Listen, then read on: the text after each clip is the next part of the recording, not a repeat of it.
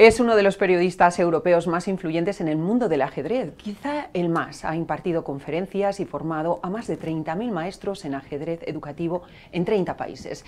Se llama Leoncho García y es un placer recibirlo en el plató del Foco, aquí en OK Diario. Bienvenido, Leoncho. Muchas gracias, María. El placer es mío de estar contigo. Un auténtico lujo. Además, acabas de llegar ahora mismo de un viaje que te ha llevado por diferentes países y, entre otras cosas, vienes de Nueva York de entrevistar a Kasparov, ni más ni menos. Sí, Kasparov es un personaje muy influyente en mi vida y ahora es el próximo en la lista de asesinables de Putin, por desgracia.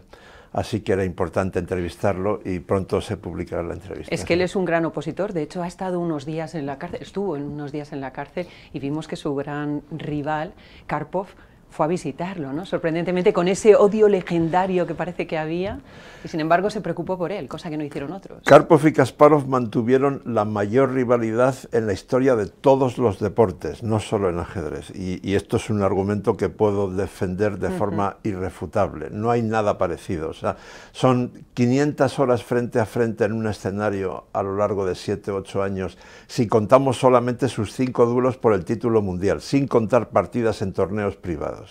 Eso significa miles de horas preparando cada partida, pensando obsesivamente el uno en el otro y bajo una presión tremenda, no solo deportiva o económica, especialmente política, porque eran dos símbolos de dos formas totalmente opuestas de entender la vida en el país más grande del mundo, que era la Unión Soviética, que empezaba a caerse a pedazos en ese momento.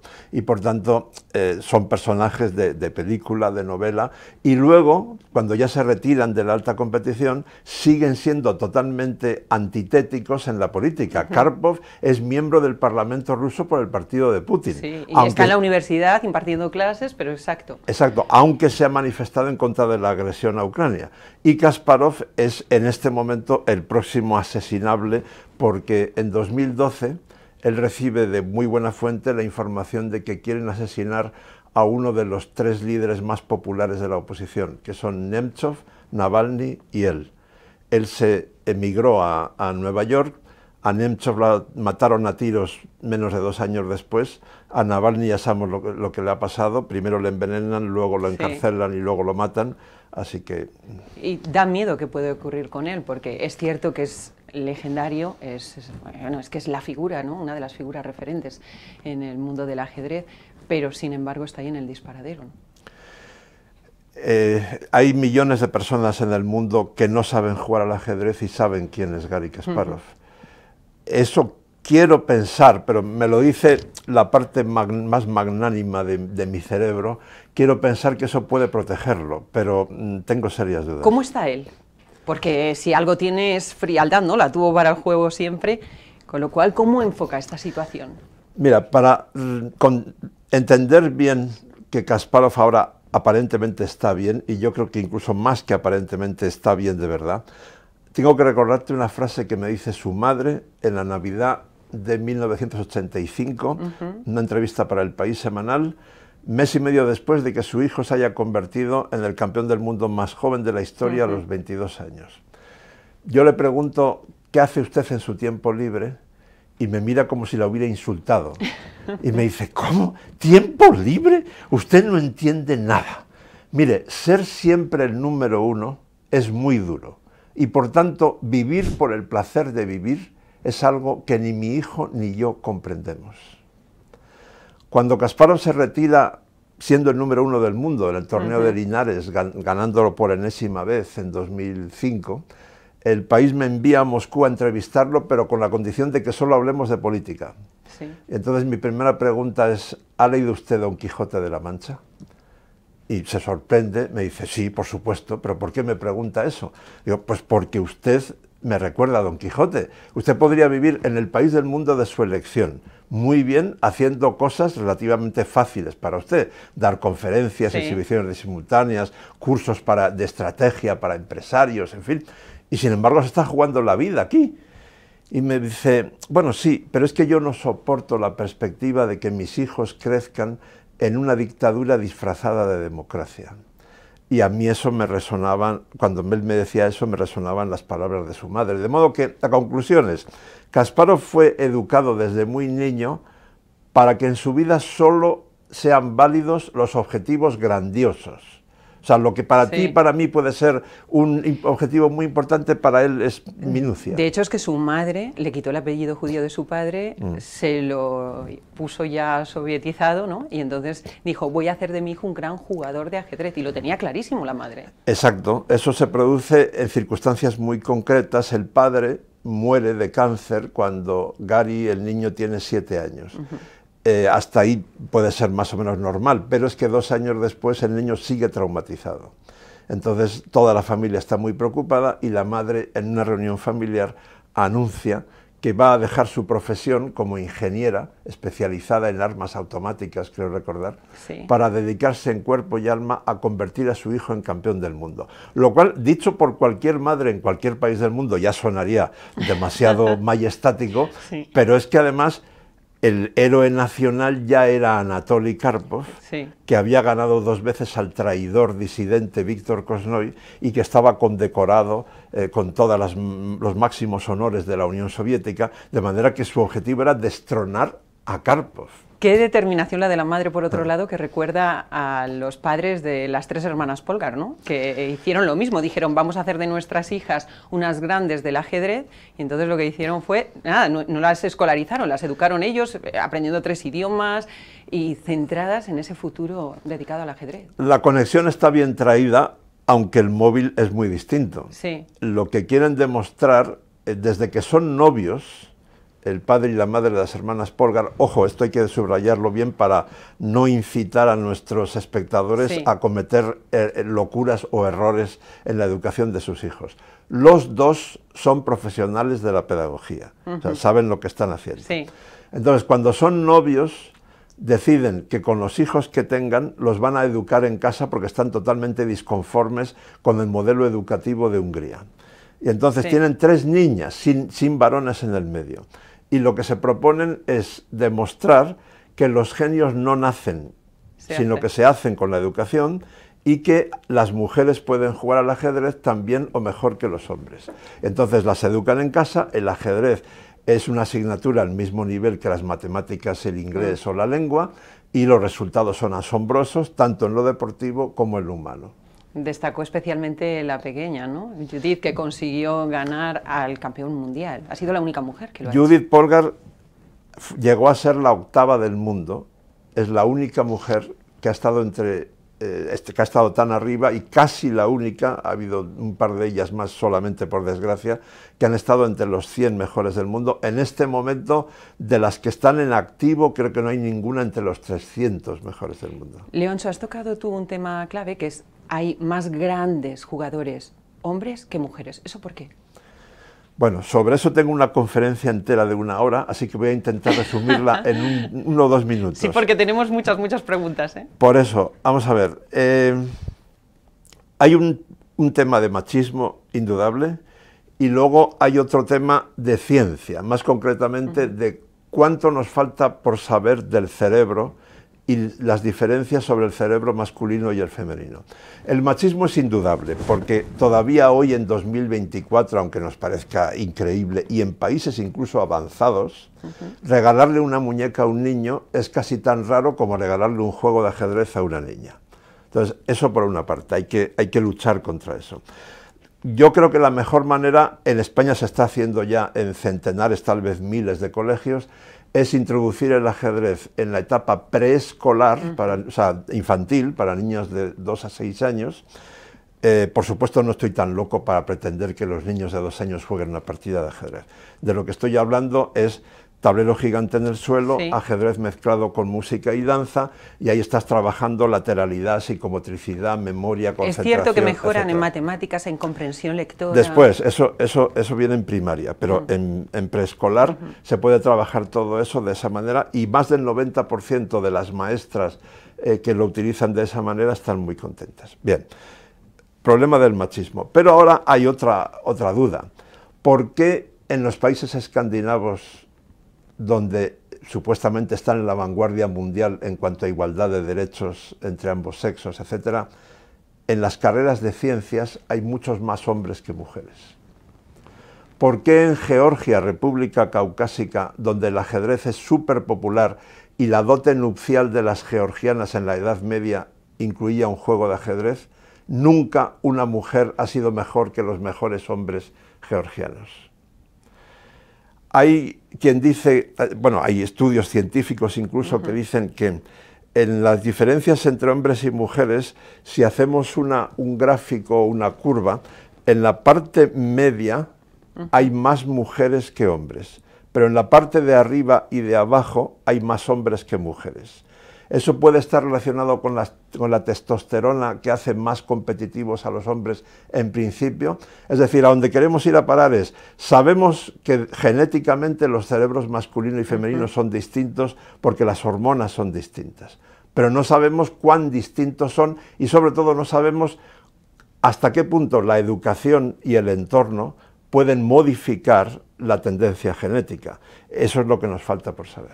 Bueno, vamos a hablar de grandes jugadores, vamos a hablar de grandes jugadas, de grandes momentos. Nos está quedando claro, lo sabíamos ya antes, pero escuchándote, ¿no?, cómo has estado de cerca y estás de cerca de esas grandes figuras del ajedrez.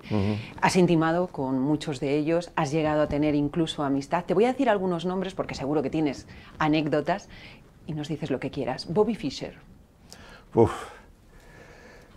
A ver, Bobby Fischer, se han hecho varias películas de él, pero todavía no hay ninguna que capte bien cómo era, porque cometen un error esas películas, se saltan la adolescencia. La adolescencia es siempre muy importante para entender a cualquier ser humano, pero en el caso de Fischer aún más. Fischer era un genio con mayúsculas, su cociente más que Einstein, sí, ¿no? Su cociente intelectual era superior al de Einstein. También era un enfermo mental, especialmente en la última etapa de su vida, grave. Varios psiquiatras con quienes he consultado su caso coinciden en que una infancia y adolescencia más equilibradas probablemente hubieran frenado esa tendencia a la paranoia y a otras enfermedades. Su vida fue muy inestable, su madre era también superdotada, hiperactiva, tenía pluriempleo para poder sacar adelante a sus hijos, pero Fischer recibió traumas tremendos, sufrió traumas tremendos. Por ejemplo, te cuento uno, quizá el mayor. Su verdadero padre no era el oficial Gerhard Fischer, sino un eminente físico húngaro, judío por cierto, Paul Nemenyi. Entonces, cuando Paul Nemenyi iba a visitar a la madre y a la hermana y al propio Bobby en Nueva York, la madre lo presentaba como un amigo. Solo el día que murió, cuando Fischer tiene 9 años, Bobby tiene 9 años, le dice que ese era tu verdadero padre. Imagínate el trauma. Y así sucesivamente. Entonces, bueno, Fischer es quizá el más carismático ajedrecista de la historia, pero con muchos blancos y negros. ¿Por qué no quiso jugar nunca contra Karpov, después de que Karpov ganase, ¿no? No quiso ese duelo. Bueno, a ver, cuando Fischer en 1972, en plena Guerra Fría, cuando el botón rojo de la bomba atómica estuvo a punto de ser pulsado varias veces, derrota a Boris Spassky, el supercampeón soviético, en el campeonato del mundo, ha hecho una hazaña de las mayores en la historia del deporte. Y además siendo americano, que era lo normal era que fuesen soviéticos, ¿no?, todos los que ganaban. Voy a dar unas cifras para que los espectadores entiendan que no exagero nada.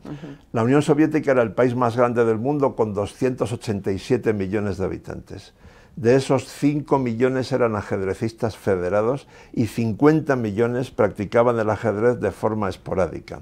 El ajedrez era el escaparate para demostrar la pretendida superioridad intelectual del comunismo sobre el capitalismo.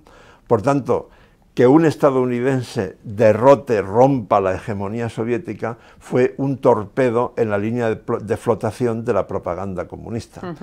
En ese contexto, desde un punto de vista puramente psicológico, Fischer ya no tenía nada más que ganar.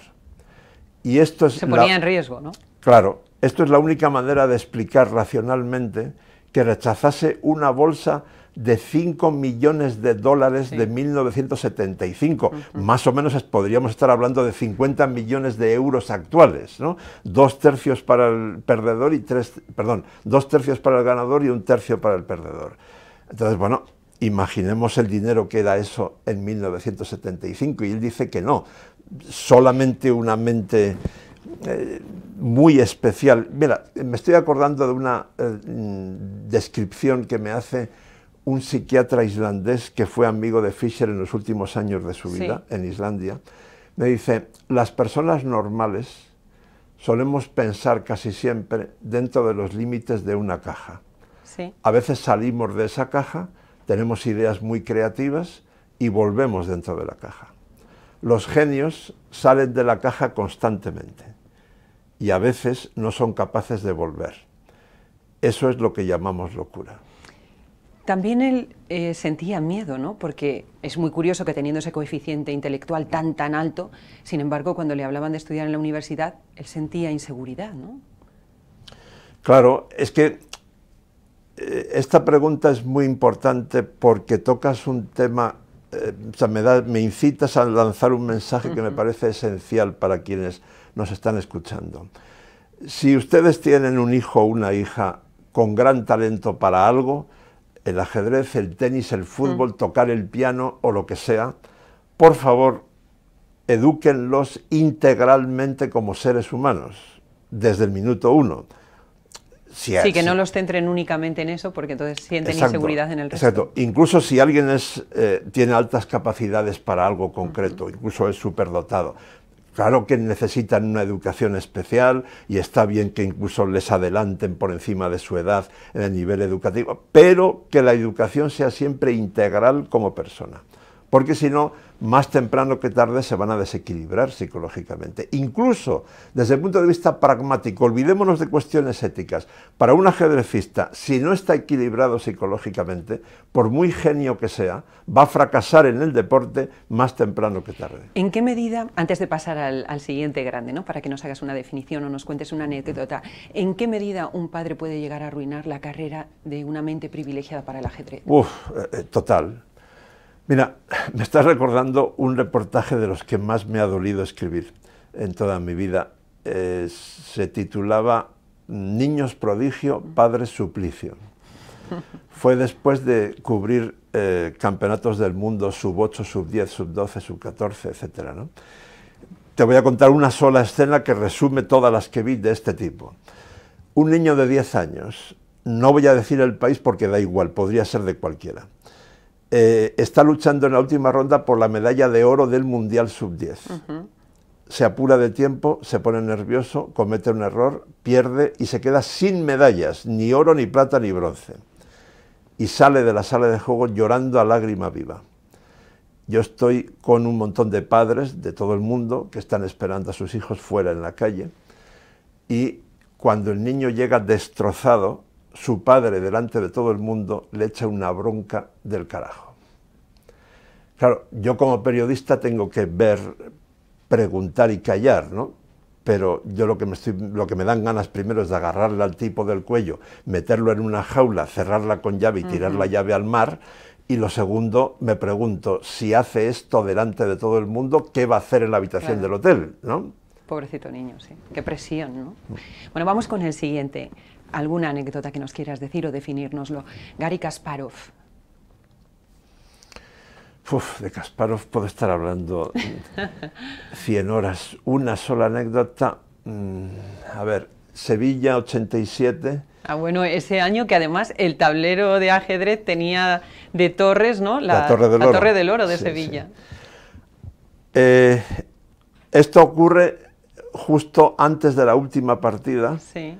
Que tuve el honor de retransmitir en directo siendo el locutor principal para Televisión Española, y llegamos a tener 13 millones de españoles. Teníais prácticamente a toda España en directo. Ajedrez en televisión, sí. Con esto lo que quiero decir es hasta qué punto había expectación por la simbología política de ese duelo, porque de esos 13 millones el 90% no tenían ni puñetera idea de ajedrez, pero necesitaban saber quién ganaba de los dos porque se identificaban con uno de los dos. Bien, el preámbulo de eso es que Kasparov ha perdido 24 horas antes la penúltima partida. Entonces, como yo presentaba un programa especial de Televisión Española cada noche, normalmente yo me encontraba con los dos jugadores en maquillaje. Pero ese día me llaman de Prado del Rey y me dicen, hoy tenemos mucha prisa, hay que grabarlo ya. Y entonces voy corriendo al camerino de Kasparov, llamo a la puerta, Sí. no contesta nadie y decido entrar porque hay mucha prisa. Y entro y me lo encuentro llorando, destrozado, absolutamente deshecho. Para mí fue un shock, yo nunca había incluso imaginado que Kasparov se podía derrumbar Sí. de esa manera. Sin embargo, en 24 horas se rehizo y ganó la última partida y mantuvo el título. Anatoly Karpov. Uf. Anatoly Karpov yo lo definí alguna vez como alguien capaz de sacar agua de una piedra. Es decir, él entiende el ajedrez con una profundidad grandiosa, ¿no?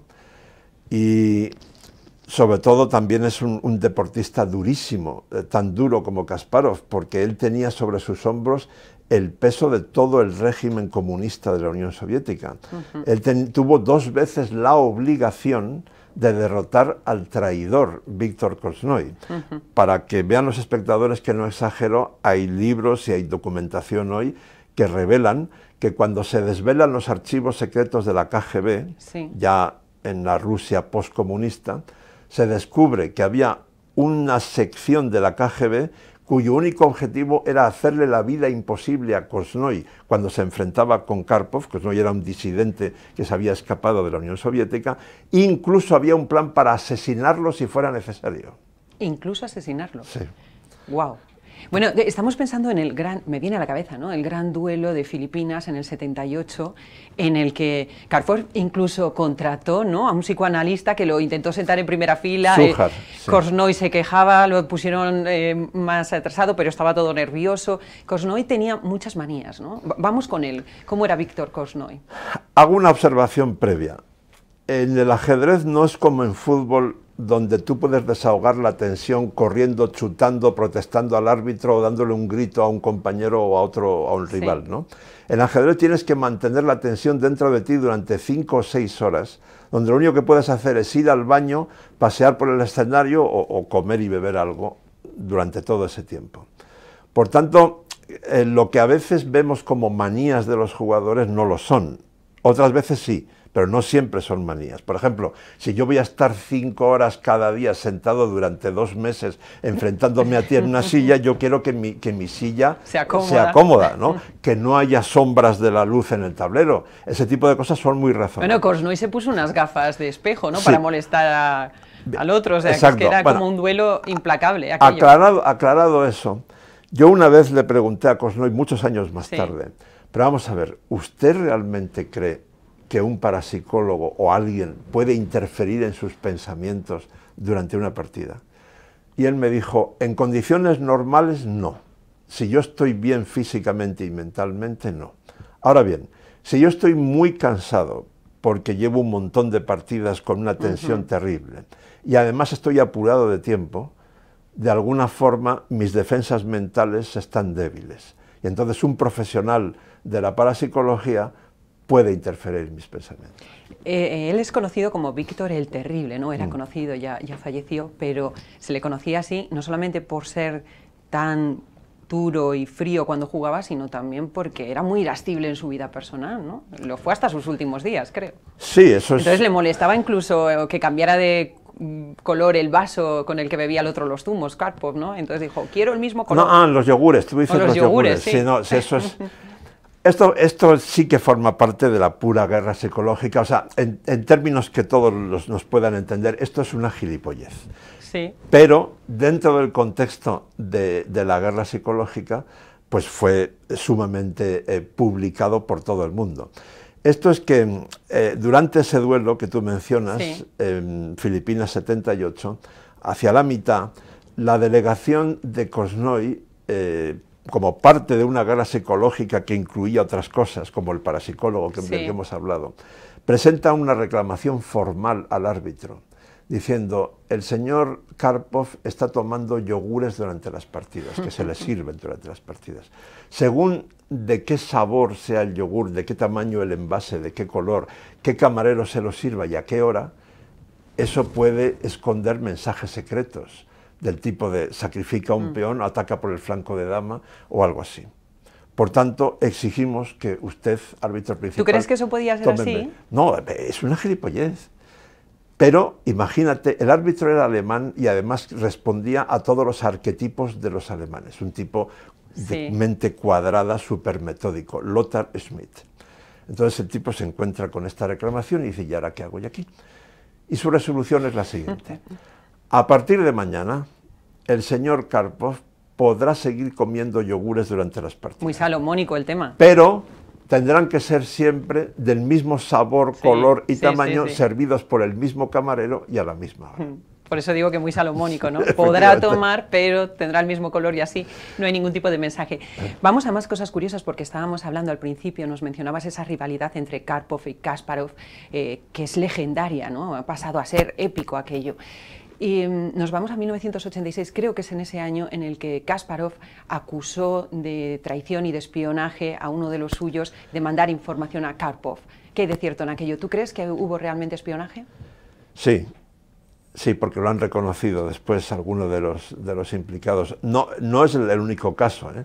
Ha habido varios casos de que el rival compra a uno de tus analistas para que le pase información.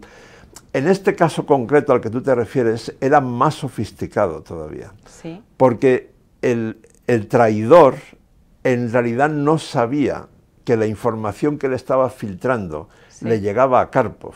Él pensaba que estaba filtrando información de la preparación de Kasparov a un colectivo, a un sistema de apuestas ilegales, de modo que les daba información privilegiada para que pudieran ganar dinero con las apuestas. Pero en realidad eso era un eslabón intermedio y esa información luego acababa en manos de Karpov. Y entonces eso tiene que ver con que Karpov gana 3 partidas seguidas cuando va perdiendo por 3, pero además es que en ese duelo Kasparov estaba bajo una presión psicológica brutal, no solo por eso.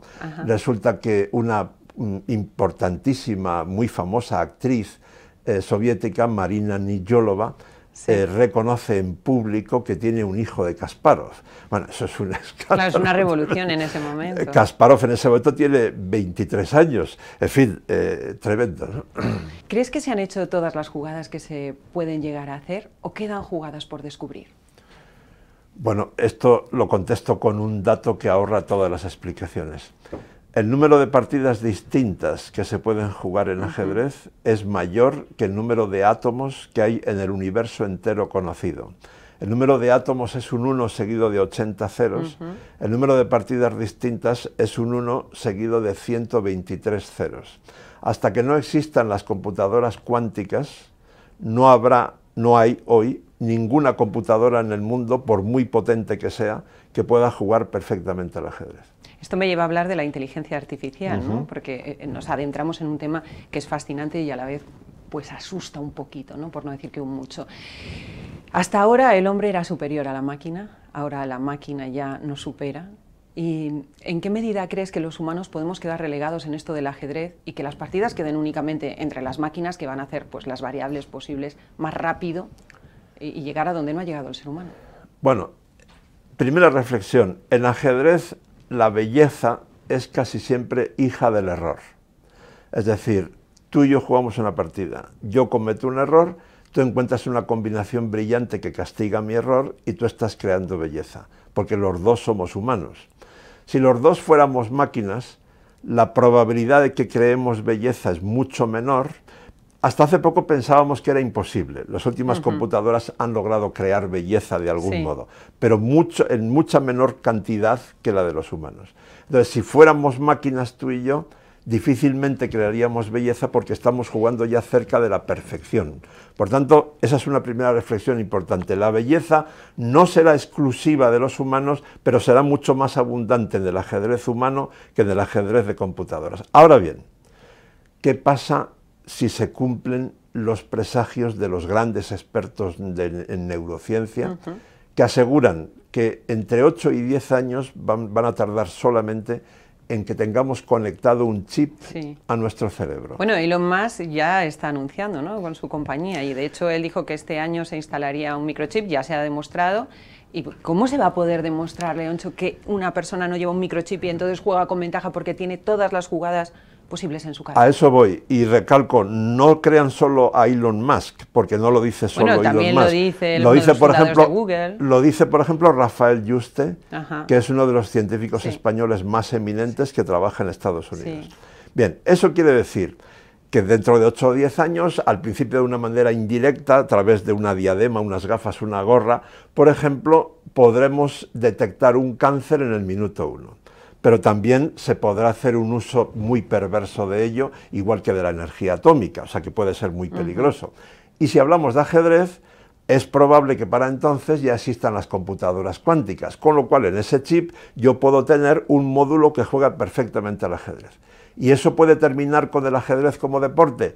Sí, pero no, porque yo tengo la solución. A ver, pues compártanosla. Imagínate que tú eres un árbitro de ajedrez, dentro de no mucho a tus utensilios profesionales tendrás que añadir un detector desconector de chips cerebrales. Y cuando todos los jugadores pasen por la puerta de entrada al escenario, tú les desconectarás Jueguen el chip. Solamente con su cerebro. Exactamente. Eso está muy bien, porque ahí ya no hay privilegio añadido, ¿no? Porque si no es que realmente ya no jugarían humanos, jugarían las máquinas. Claro, no tendría ningún sentido. Claro, qué complicado. Tú estabas hablando de la belleza del ajedrez, de que haya fallos humanos, ¿no? Me estaba viniendo a la cabeza aquel fallo de Karpov que provocó la risa de Kasparov e irritó un tantito a Karpov, ¿no? Y a fecha de hoy todavía dice, hombre, no fue muy caballeroso, yo no lo habría hecho así.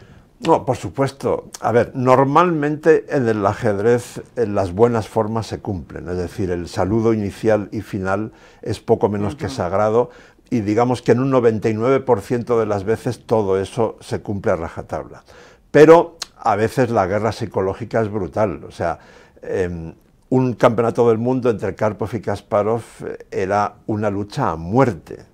Y Kasparov especialmente, según me contaron muchos de sus rivales, no se conformaba con ganar una partida, quería aniquilar mentalmente a su rival. Entonces, eso que tú acabas de contar efectivamente existió, pero bueno, son cosas muy excepcionales que no deberíamos tener como lo normal, ¿no? Me viene a la cabeza ahora, por esto que estabas describiendo, ¿no? de la conducta, sobre todo de Kasparov, un amigo tuyo habla de instinto asesino, ¿no?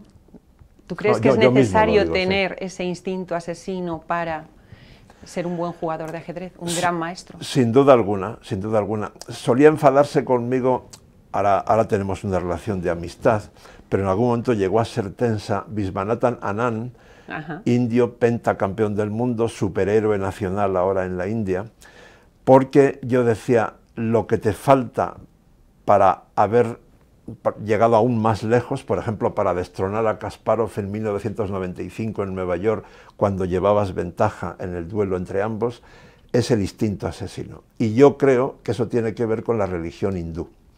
Es decir, alguien educado en la religión hindú difícilmente puede tener lo que llamamos, ojo, cuando digo instinto asesino, que nadie me entienda mal, estoy hablando estrictamente en términos deportivos, ¿no?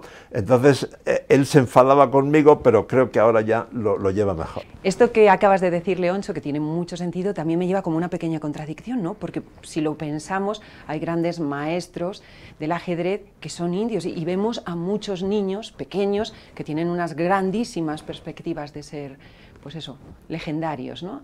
Entonces... Sí, es que lo de Anand en la India es lo de Rafa Nadal con el tenis en España multiplicado por mucho en un país de 1.400 millones de habitantes. Y ahora mismo, efectivamente, al calor de sus éxitos, hay muchas familias indias, esto es impresionante, donde tanto la madre como el padre cambian sus vidas por completo, cambian de trabajo, de residencia, de todo, para explotar al máximo el talento de su hijo o de su hija. Obviamente, de cada 100 que lo intentan, uno llega arriba.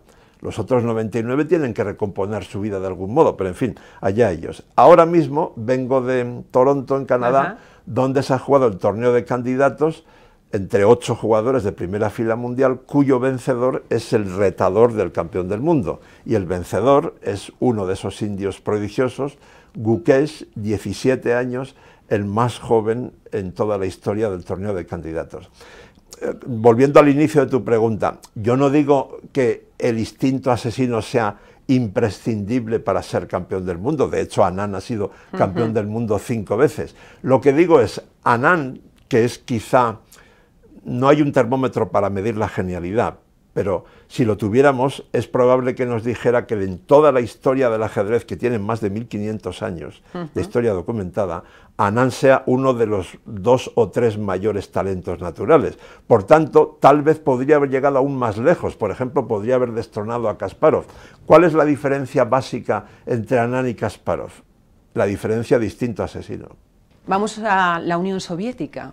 Allí, durante la Guerra Fría, el ajedrez lo era todo, ¿no? Era esa forma de demostrar, como dices, la superioridad, ¿no? La superioridad intelectual. Pero, ¿cómo está ahora el ajedrez ahí?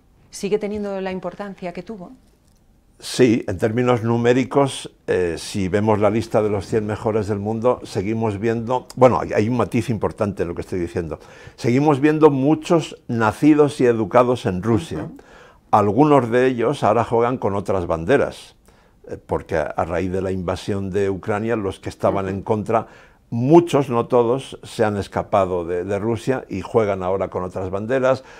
En fin, y claro, también se resiente, está poco menos que prohibido, bueno, sin poco menos, está prohibido hacer torneos oficiales, por ejemplo, campeonatos del mundo o de Europa o de lo que fuera en Rusia, o sea que de todo esto se resienten, pero es imposible que desaparezca de la noche a la mañana una pasión popular tan enorme como era el ajedrez en la Unión Soviética y especialmente en Rusia.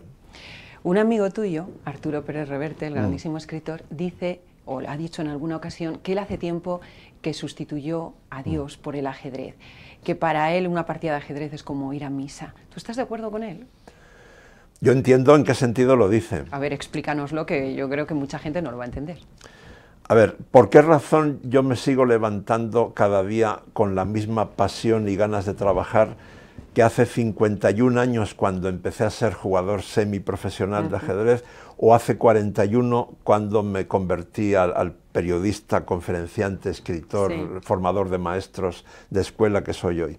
Porque el ajedrez me ha permitido saber algo, a veces mucho, de diversos campos del conocimiento humano que están muy conectados con el ajedrez y que cada uno de ellos de por sí son ya apasionantes.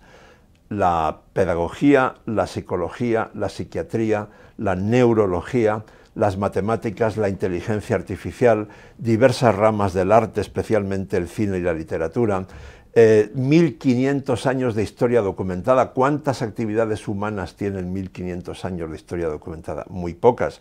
La política internacional, otros deportes. Entonces, hay un colega mío, periodista y gran maestro, Hans Rey, neerlandés, que dice: el ajedrez es tan rico que una sola vida no es suficiente para disfrutarlo entero.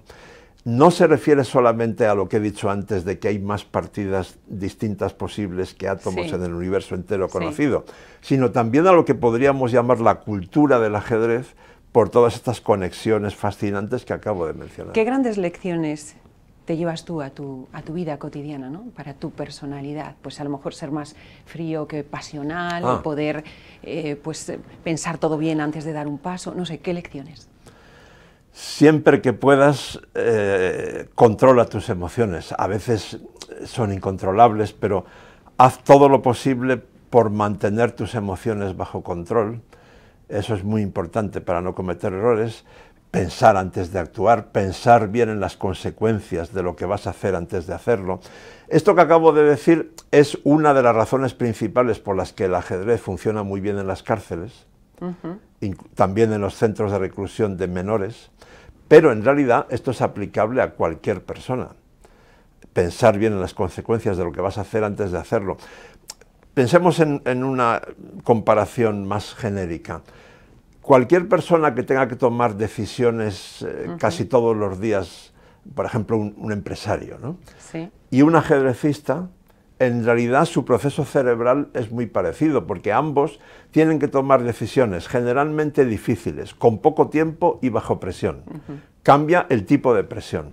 Por tanto, para todos resultaría muy útil saber cómo funciona la mente de un ajedrecista que está haciendo eso muchas horas diarias durante toda su vida, porque no solamente es la decisión de qué jugada voy a hacer, sino de todas las que descarto, que no voy a hacer. O sea, hay un montón de pequeñas decisiones dentro de la gran decisión de ahora voy a jugar esto. Tener todas esas variables en la cabeza, ¿no? ¿Tú crees que un tablero de ajedrez y una gran partida son como un reflejo del mundo? La vida, la muerte. Sí, sí, claro. Bueno, pero esto no lo digo yo. Fíjate, si ustedes echan un vistazo en Google, por ejemplo, cuántas novelas y cuántas películas tienen el ajedrez como su hilo conductor. Has citado a Pérez Reverte. Él tiene dos, la tabla de Flandes y el tango de la Guardia Vieja, sí, donde el ajedrez es importantísimo, es prácticamente el hilo conductor. Y tiene menciones al ajedrez en muchas más. ¿Por qué? Porque en la tabla de Flandes, de hecho, vas viendo la partida paso a paso, claro, ¿no? Y te lo va explicando con las diferentes casillas. Sí. Exactamente. Entonces, esa imagen de dos personas, generalmente hombres, totalmente quietos casi siempre durante horas ante un tablero, en realidad es tan enigmática, nos plantea tantas preguntas, que para un novelista, para un director de cine, para un periodista como yo, son en realidad minas de oro. Yo suelo decir que el ajedrez es una mina de oro de la que yo llevo 41 años sacando ese oro, puliéndolo y mostrándolo al público limpio, y todavía me queda un montón de oro por sacar, porque la cantidad de simbolismos y de conexiones fascinantes que tiene es enorme. Has nombrado dos libros de Arturo Pérez Reverte. ¿Cuáles serían para ti los 2 o 3 libros referentes para que los pueda leer cualquier persona y aprenda de ajedrez? Eso es una pregunta muy, muy compleja. A ver, voy a decir algo que normalmente no dicen, tal vez por mi edad, ¿no? Pero es una obra muy concreta y así soy concreto en la respuesta. Hay una obra de 4 tomos que se llama Tratado General de Ajedrez de Roberto Grau. Sí. Es un argentino, creo que está escrito como en 1940 y tantos. Hay algunas cosillas que están desfasadas, pero pocas. Y lo recomiendo porque parte del cero absoluto, o sea, el tomo 1 enseña desde cero y el tomo 4 es estrategia superior. Sí. Con lo cual, si tú sigues los 4 tomos, cuando acabas el último, eres un jugador ya de cierta fuerza, que podría ir, pues, no sé, al campeonato regional, por ejemplo, a jugar con cierta dignidad. Pues ya sabe, tome usted nota. Me voy a ir a una novela, la de Stefan Zweig, la partida de ajedrez, ¿no? En la que se refleja un poco la personalidad, la obsesión del jugador, que casi podemos ver a Fischer, ¿no? Un poco con esa obsesión, aunque este es muy rudo, el protagonista de la novela. ¿En qué medida crees que lo que se refleja ahí es real? Es muy real. Bueno, primero, la novela es magistral, se la recomiendo a todo el mundo, no ya solo desde el punto de vista del ajedrez, sino se lee muy rápido, sí, porque es cortita, pero es una obra de arte, una obra maestra, ¿no? Pero es muy real porque en esa novela, vamos, se puede comentar esa novela desde diferentes prismas, pero yo elijo uno. El protagonista se refugia en el ajedrez para librarse de las torturas que está sufriendo. Eso me parece lo más interesante.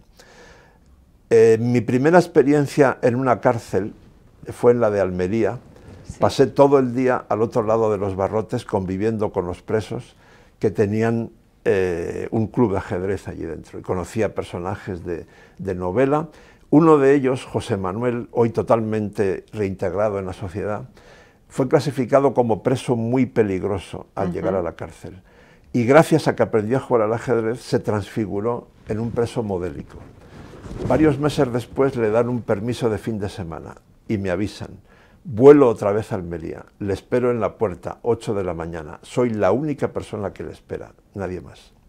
Sale, lo invito a desayunar y él me dice, además de la frase que hemos mencionado antes de el ajedrez te obliga a pensar en las consecuencias de lo que vas a hacer antes de hacerlo, me dice, es que cada hora que pasamos jugando al ajedrez ahí dentro, no estamos pensando en nada negativo, por ejemplo, en cómo conseguir drogas. Le daba sentido a su vida, ¿no? Por otro lado. Entonces el protagonista de la novela de Stefan Zweig logra eludir y aguantar, soportar las torturas a las que le someten, porque el ajedrez es su agarradero, le permite volar a un mundo distinto. Todo eso permite el ajedrez. Si ahora nos vamos al mundo audiovisual en el que vivimos inmersos, y tuvieras que elegir 2, 3 películas, ¿cuáles serían?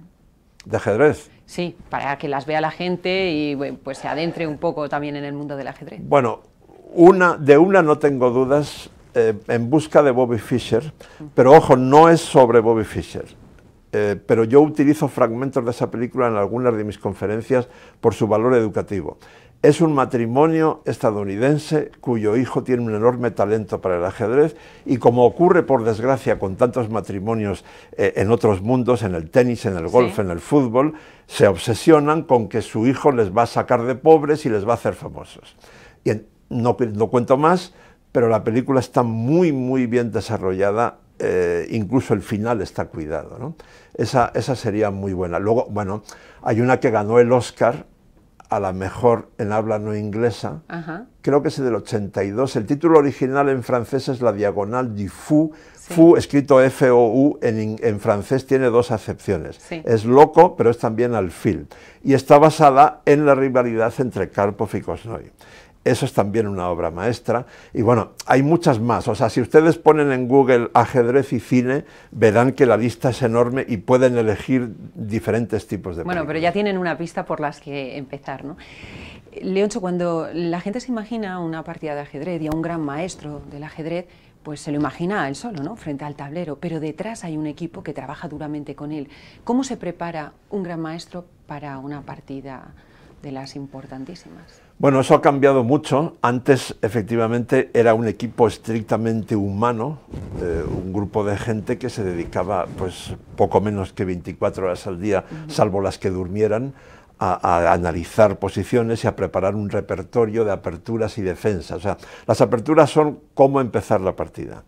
Y hasta antes de las computadoras que juegan al ajedrez, digamos que las 10, 15 primeras jugadas de una partida se hacían de memoria más o menos.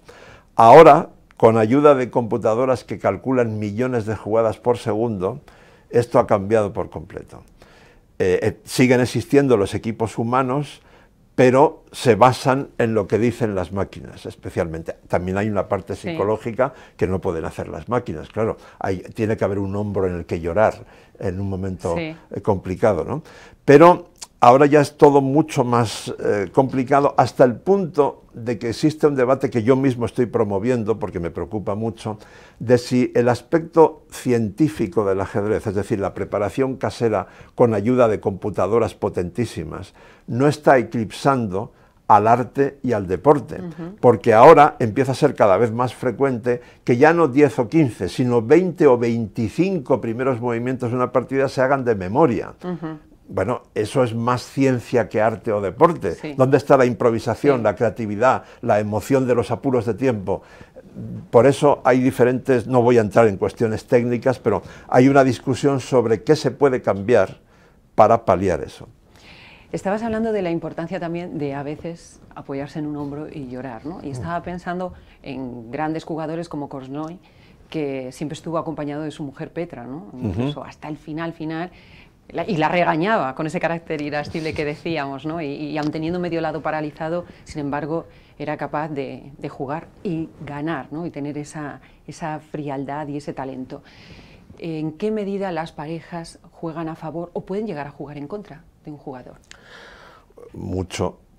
Bueno, primero te felicito por haber preparado muy bien esta entrevista, porque muchas gracias. Petra Ljuberic es un personaje en sí mismo, o sea, fue digamos, la segunda o tercera, no recuerdo bien, esposa de Kosnoy cuando ya se había escapado, pero es que ella estuvo en un campo de concentración de Stalin, y en fin, tiene una vida de por sí misma tremenda. Quizá por eso aguantaba tan estoicamente que el otro le hablase así, ¿no? Alto, porque además como estaba ya medio sordo. A eso voy, es decir, la pareja de un ajedrecista de élite tiene que ser una persona muy especial, porque... Muy paciente.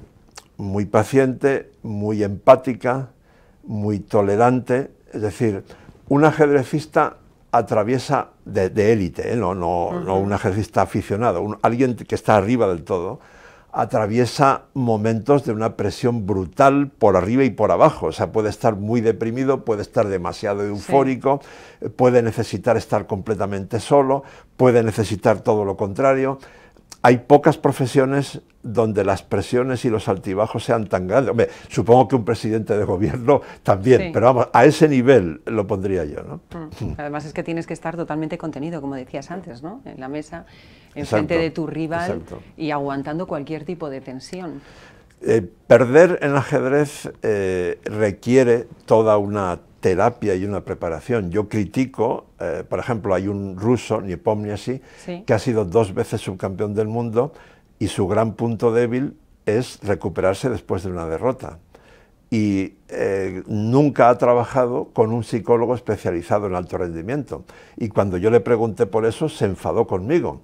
Y entonces se enfadó conmigo en público. Fue aquí en Madrid, en el torneo de candidatos de 2022. Ajá. Y entonces después de la ceremonia de clausura, ya con una copa de cava en la mano, me acerqué a él y le dije, oye, yo te he hecho esta pregunta porque yo he cubierto todos los deportes olímpicos y te puedo asegurar que casi todas las estrellas de todos ellos trabajan con un psicólogo especializado en alto rendimiento. Entonces, si el ajedrez es el deporte mental por excelencia, pues ya me dirás. Casi es el que más lo necesita. Me dice, ah, bueno, vale, ya entiendo, perdóname, entonces ya entiendo el tono de tu pregunta, pero es que yo creo que un psicólogo con un ajedrecista no puede trabajar bien. Digo, bueno, vale, será tu opinión, pero yo tengo serias dudas, yo más bien creo lo contrario, ¿no? Leonche, si nos vamos a los pequeñines, ¿cómo detectar que podemos estar ante un grande del ajedrez? Bueno, en primer lugar, una advertencia, cuidado con esto, cuidado con esto. O sea, recalco en la línea de lo que he dicho antes, cuando detectemos a un niño o niña con un gran talento, no nos olvidemos ante todo que es un ser humano, y luego cuando ya empiece a destacar como deportista en los torneos sub-8, sub-10, sub-12, no le exijamos como a un adulto. Es decir, si pierde, pues ha perdido, y tenemos que aceptarlo como una oportunidad de aprendizaje y de autocrítica, no echarle una bronca, como tantas veces he visto. Ahora, ¿cómo detectarlo? Generalmente llaman mucho la atención por sí solos. A cualquier entrenador medianamente competente que lo vea se va a dar cuenta enseguida, porque llaman mucho la atención. La inteligencia abstracta no se suele empezar a desarrollar hasta los 5 o 6 años, y es fundamental para poder jugar al ajedrez. Si un niño destaca jugando antes de los 5 o 6 años, sin duda alguna tiene un don especial para el ajedrez, o puede empezar a destacar hacia esa edad ya desde el principio, ¿no? Pero otra cosa que quiero recalcar mucho es, si hablamos del ajedrez como herramienta educativa, no hay por qué esperar hasta los 5 o 6 años. Desde los 2 o 3 puedes empezar a trabajar, como he dicho antes, estabas diciendo, con música, tablero gigante en el suelo, música, danza y ajedrez, y es muy útil pedagógicamente. Bueno, vamos a ti, porque yo decía al principio que eras un referente a nivel internacional, probablemente el periodista más prestigioso que hay ahora mismo en el mundo del ajedrez. ¿Y cómo se consigue eso, Leoncho, en un mundo tan especializado y tan complejo? Bueno, primero, yo soy como esa gota que va cayendo en el mismo punto de la roca durante 41 años seguidos, y entonces acaba haciendo un agujero, ¿no? Pero me está recordando una anécdota que marca mi vida. Hay un día en el que me pasa algo que, si no me llega a pasar, probablemente ahora no tendría el placer de estar aquí contigo. Hasta el año 83 yo había escrito crónicas en revistas de ajedrez, ahí viene una que se llamaba Jaque, sobre los torneos que yo mismo jugaba. Entonces llega el año 83 y las semifinales del torneo de candidatos al Mundial, Kasparov-Korchnoi y Smyslov-Rivli, van a ser en Londres. Y yo tengo amigos en Londres, eso quiere decir cama gratis. Entonces yo llamo al diario Deia, del País Vasco, y me ofrezco para ser enviado especial en Londres. Como se lo pongo tan barato, me dicen que sí. Entonces yo voy en el avión volando de Bilbao a Londres y de pronto me entra un ataque de pánico, porque digo, pero Leoncho, ¿pero dónde te estás metiendo? Vamos a ver, una cosa es escribir para fanáticos del ajedrez y otra cosa, yo estaba pensando en una persona que en el desayuno tiene el periódico abierto y llega a deportes y ve fútbol, baloncesto, pelota vasca, tenis, golf, ajedrez, natación, y yo tengo que conseguir que se pare donde dice ajedrez. Si yo me pongo a escribir de la defensa siciliana, no lo voy a conseguir. ¿Y qué voy a hacer? Entonces llego obsesionado con eso, aterrizo en Londres, me voy directo al Hotel Park Lane, que era donde estaban las delegaciones de los jugadores y los propios jugadores. Y empiezo a husmear por los pasillos a ver qué encuentro. Y entonces veo algo que me enciende la luz enorme, ¿no? Veo a miembros del séquito de Korchnoi, disidente traidor a la Unión Soviética, hablando amigablemente con miembros del séquito de Kasparov, nuevo héroe de la perestroika, del espíritu renovador de Gorbachov. Y yo sabía que lo que estaba viendo estaba estrictamente prohibido por la Unión Soviética, por la ley. Entonces voy corriendo a casa de mis amigos y escribo mi primera crónica y la titulo "En ajedrez sí hay distensión este-oeste". Y entonces eso les encantó a mis jefes del periódico, a los lectores especialmente, y sobre todo a mí ese día se me abrió la luz y vi cuál era el camino para escribir para un público generalista. Bueno, y te hiciste ya el referente, ¿no? En el 86 creo que era, Leoncho, cuando te dieron el reconocimiento al mejor periodista a nivel mundial, ¿no? Un reconocimiento internacional. Bueno, eso es en el Mundial de San Petersburgo, el Comité de Deportes, bueno, entonces se llamaba Leningrado. El Comité de Deportes soviético, sí, me dan el premio a la mejor cobertura del Campeonato del Mundo. Teniendo en cuenta lo mucho que yo critiqué al Comité de Deportes soviético, precisamente es un premio del que estoy particularmente orgulloso. Sí. Y hace pocos años, en 2010, un poco antes de la pandemia, me parece, 2019, la Federación Europea me dio el premio al mejor periodista de Europa. Bueno, vamos a decir además que tienes anécdotas que a mí me han hecho gracia, porque ahí hurgando un poco y buscando información, pues me he encontrado con que, por ejemplo, Bobby Fischer odiaba a los periodistas, pero los odiaba, ¿no? De manera implacable. Y entonces resulta que tú te vas a acercar a él y cuéntanoslo, porque le dijiste que eras jugador, ¿no? Y a ver, te sacó un tablero. Yo soy una de los millones de personas que se engancharon al ajedrez en 1972 gracias a Bobby Fischer, ¿no? Bien, muchos años más tarde, estamos hablando de segunda mitad de los 80, me llama un día un señor venezolano, un empresario, Isidoro Cherem, que resulta que era uno de los poquísimos amigos verdaderos que tenía Fischer durante su desaparición de la vida pública 20 años. Del 72 al 92 estuvo prácticamente desaparecido. Entonces Cherem me llamaba de vez en cuando y me acaba contando su amistad con Fischer. Y me dice que le va a hablar a Fischer de mí, pero que no le va a decir que yo soy periodista. Y yo me enfado. Digo, ¿cómo que no le vas a decir? Yo no tengo nada que ocultar. El problema lo tendrá él, no yo. Tú puedes decirle que fui jugador semiprofesional 11 años y como periodista yo ahora contribuyo a la difusión del ajedrez, aunque a veces sea muy crítico, y por tanto yo no tengo que ocultar nada a nadie. Bueno, ya veremos, tal, mal. Años después hay un empresario catalán, José Ignacio Borés, que hace una oferta para que Fischer reaparezca en un duelo de revancha contra Spassky. Y la hace a través de mí, yo se la paso a Cherem y Cherem a Fischer. Y acabamos reunidos los cuatro en el hotel, creo que era el Hyatt, cercano al aeropuerto de Frankfurt, marzo del 91. Nos vemos los cuatro en el vestíbulo y en el primer saludo Fischer es correcto conmigo, pero distante, frío.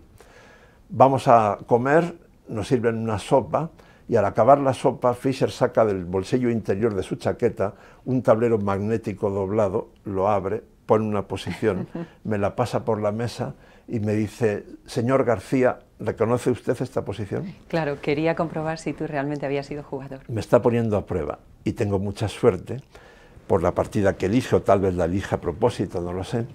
Le digo, sí, claro. Esta es su partida con el español Arturo Pomar, Olimpiada de Ajedrez de La Habana, 1962. Usted aquí sacrifica un peón con C4 y luego gana muy bien. Eso le transfigura su actitud y ya sonríe y ya se rompe el hielo y a partir de ahí se inició una relación que para mí fue muy difícil en varios momentos. Me planteó el dilema de si mandarlo al carajo o aguantar. Decidí aguantar y bueno, es una de las experiencias más intensas de mi vida. ¿Cuál sería ese momento más especial para ti que hayas vivido viendo una partida? Dos, voy a elegir dos si me permites. Claro. Uno es noviembre del 85, Teatro Tchaikovsky, Moscú, última partida del segundo duelo Karpov-Kasparov. el teatro está lleno a reventar y el público, simplificando, se puede dividir en dos grupos, los rubios y los morenos. Ajá. Los rubios están a favor de Karpov masivamente, porque son, entre comillas, rusos puros. Sí. Los morenos están a favor de Kasparov porque son azerbaiyanos, armenios, georgianos, etc. Sí, sí, sí, sí. Los empleados de seguridad que llevaban un brazalete rojo no pueden contener la tensión, porque están viendo por el tablero mural que Kasparov tiene ventaja probablemente ganadora y que va a ganar. Entonces los partidarios de Kasparov no son capaces de mantener el silencio sepulcral debido en una situación así. Y los señores de seguridad pues acaban siendo hasta violentos incluso con ellos. Y al final ya, cuando Karpov para el reloj, felicita a Kasparov, que se convierte en el campeón del mundo más joven Armenia, de la historia. Azerbaiyán, todos de pie, ¿no? Y además eso es un triunfo político enorme de los pro-Gorbachev contra los pro-vieja guardia comunista. Entonces eso es un momento de enorme repercusión. Y el otro es Sevilla, 87, sí. Claro, también última partida. Cuando Kasparov gana, el público se levanta y empieza a gritar ¡torero, torero! etcétera, y luego me entero de que hemos tenido 13 millones de espectadores. Bueno, en esa retransmisión hay una anécdota significativa, sí. ¿No? Al principio, las órdenes que yo tengo de Prado del Rey es que vamos a simultanear 3 retransmisiones deportivas. Yo hablo un rato, le paso el testigo a Matías Prats, que está en Estocolmo con la Copa Davis, la final de la Copa Davis de tenis. Matías Prats habla con Sergio, le da paso a Sergio Gil, que está con un torneo de golf en Sotogrande, y él me da paso a mí. Pero al cabo de hora y pico, recibo por el pinganillo la orden de que voy yo solo, con cortes solo para publicidad, porque la centralita de Prado del Rey está infectada, y, atascada de llamadas que dicen que a quién le interesa el tenis y el golf, solo queremos ajedrez. Qué emocionante, ¿no? ¿Y qué ha pasado, Leoncho, para que eso se decayera, ¿no? Porque hubo un momento en el que los niños pues crecían jugando con el ajedrez y haciendo partidas, incluso en casa, la gente seguía en televisión el ajedrez, y eso de repente murió, ¿no? De alguna manera. Es que no es cierto que haya muerto. Lo que pasa es que el ajedrez no es Sálvame, y entonces es mucho más fácil escribir sobre Sálvame o sobre fútbol. Que el fulanito se ha roto no sé qué en el entrenamiento del Atlético de Madrid es una noticia de media página. Así está el mundo. Así está el mundo. Pero ¿por qué digo esto? Voy a dar datos para que vean ustedes que no estoy exagerando. A partir de 1988, es decir, el año siguiente al duelo Karpov-Kasparov en Sevilla, 87, España es cada año el país del mundo que organiza más torneos internacionales de ajedrez. Nadie ha hecho un estudio de cuántos millones mueve el ajedrez como turismo cultural en España cada año, pero son muchos. España también está en la vanguardia mundial en el ajedrez como herramienta educativa. Hay al menos 5 programas de ajedrez educativo en horario lectivo, no hablo solo como actividad extraescolar, que son Cataluña, Aragón, Andalucía, Canarias y Baleares, que están entre los modelos de buenas prácticas para el resto del mundo. Y Extremadura es la primera referencia mundial en aplicaciones sociales y terapéuticas del ajedrez para retrasar el envejecimiento cerebral y el Alzheimer, cárceles, rehabilitación de drogadictos, autismo, TDAH, síndrome de Down, trastorno mental grave y un largo etcétera, también superdotados y altas capacidades. Entonces, estos son cosas que el 90% de los españoles seguramente desconoce, pero son hechos, no es una opinión mía. Y además todas las bondades que tiene, ¿no? Todos los beneficios. Cuando decía que ha muerto, no me refería a que haya muerto el ajedrez, que obviamente el ajedrez sigue, pero sí ese interés en primera línea, ¿no? Por parte de toda la población, que era como toda la población pendiente, y de pronto la población se pone a ver, como dices tú, Sálvame, ¿no? ¿Pero qué es toda la población? Porque ¿cuántos leen periódicos normales y cuántos se informan por las redes sociales? Chess.com, que es la plataforma mayor que hay en el mundo de ajedrez, tiene 120 millones de usuarios. A raíz de la pandemia y de la serie Gambito de Dama, la más vista hasta ese momento en la historia de Netflix, un montón de millones de personas en el mundo se pusieron a jugar al ajedrez. Pero es que de eso los periodistas normales tienen cierto miedo a hablar de eso porque les parece que el ajedrez es un mundo demasiado complicado. Es mucho más fácil hablar de quién se ha lesionado hoy en el entrenamiento del Atlético de Madrid. Fíjate lo que te decía el preso, ¿no? Cuando salía ese día, Sí, que te dijo, esto me permite no hablar de otras cosas que no son importantes, sino de centrarme en lo importante. Mira, lo que me estás diciendo me lleva a algo que me preocupa muchísimo y con lo que suelo empezar algunas de mis conferencias, ¿no? Por desgracia, hoy día en el mundo hay cada día más gente que piensa menos, por una serie de razones. El mal uso de las redes sociales, las prisas con las que vivimos en el mundo desarrollado, la pésima calidad de algunos programas de televisión que incluso se emiten en el horario infantil, la desigualdad creciente.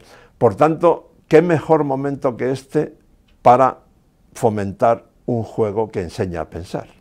Pues ahí lo dejamos, Leoncho, porque yo creo que no hay mejor manera, ¿no? Me parece un buen... Dedicarnos a un juego que enseña a pensar, ¿no? A un deporte que ejercita nuestra mente. Mira, en los últimos 2 meses, esto creo que es una reflexión final que puede estar muy bien, he estado en varios congresos de maestros de escuela.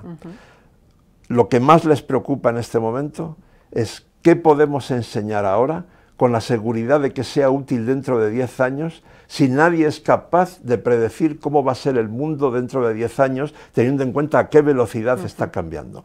Pero habrá cosas que sin duda alguna seguirán siendo útiles. Por ejemplo, aprender a pensar.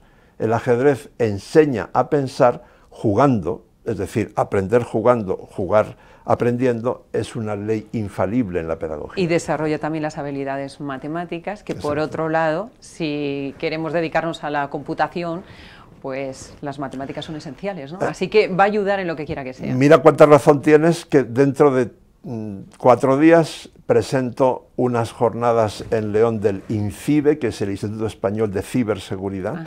Se han marcado, parecen del mismo Bilbao, estos los directivos del INCIBE, porque se han propuesto que España esté en la vanguardia mundial en ciberseguridad.